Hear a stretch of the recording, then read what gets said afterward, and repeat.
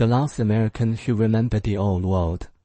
Or she told her family before dying in 1953, there's a filing cabinet in the Library of Congress that contains the voices of dead Americans, no recordings, transcriptions, thousands of pages of handwritten and typed interviews conducted between 1936 and 1940 by government writers who were sent into homes across 24 states with a single instruction: get their stories before they're gone.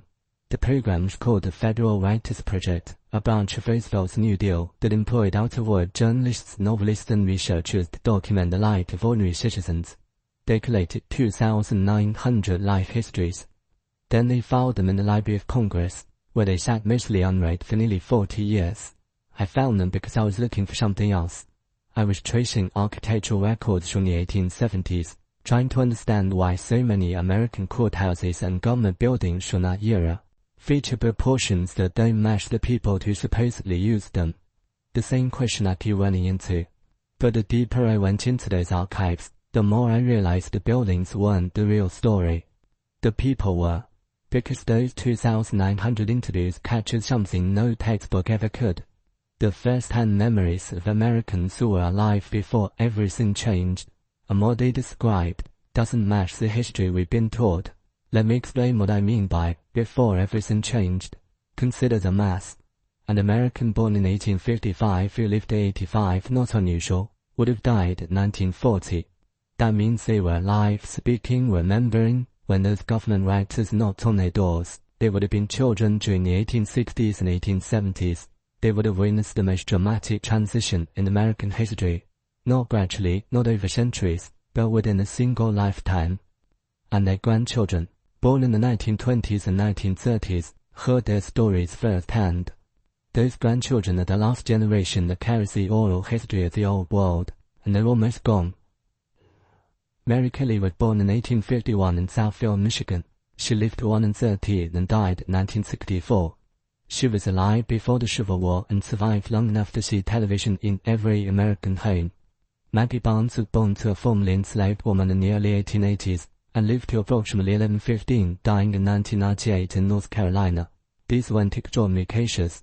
The Gerontology Research Group has verified 16 supercentenarians born in the 1850s alone.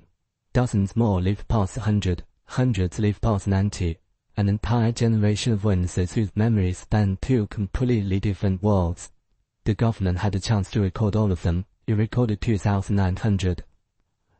Then it stopped. The project was defunded in 1939 after congressional hearings, turned over to state control, and failed to be shut down.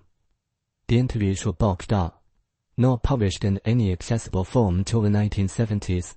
30 years of silence around the last first-hand testimony of Americans who remembered what came before. Before what, exactly? That's where October 8, 1871 becomes impossible to ignore. Every American learns about the Great Chicago Fire, Mrs. O'Leary's cow, the wooden city, the rebuilding. What almost no one learns is what happened the same night at the same hour, across 3 states simultaneously. In Peshtigo, Wisconsin, a firestorm consumed the entire town in approximately 1 hour. Between 2,000 and 2,500 people perished, making it the deadliest wildfire in American recorded history. The fire burned 1.2 million acres. Survivors described winds strong enough to lift adults off the ground, flames that moved faster than a person could run, and the heat so intense that people crossing open ground simply burst into flame without being touched by visible fire. Reverend Peter Pernan, the parish priest who survived by submerging himself in the Peshtigo River, published his eyewitness account in 1874. He described a phenomenon that doesn't match any normal wildfire behavior. The available oxygen was consumed so rapidly that people who showed no burns were found deceased, as if the air itself had been weaponized. The fire created its own weather system, a vortex of superheated wind that behaved less like a forest fire and more like something detonating from a central point outward. The same night, Holland, Michigan burned. Manistee, Michigan burned. Port Huron, Michigan was threatened. Across 225 million acres of the upper Midwest, fires erupted simultaneously. The National Weather Service confirms these fires broke out across 3 states at the same time, on the same evening. The official explanation is drought, lumber debris and a cold front with high winds. reasonable except for one detail that has nagged researchers since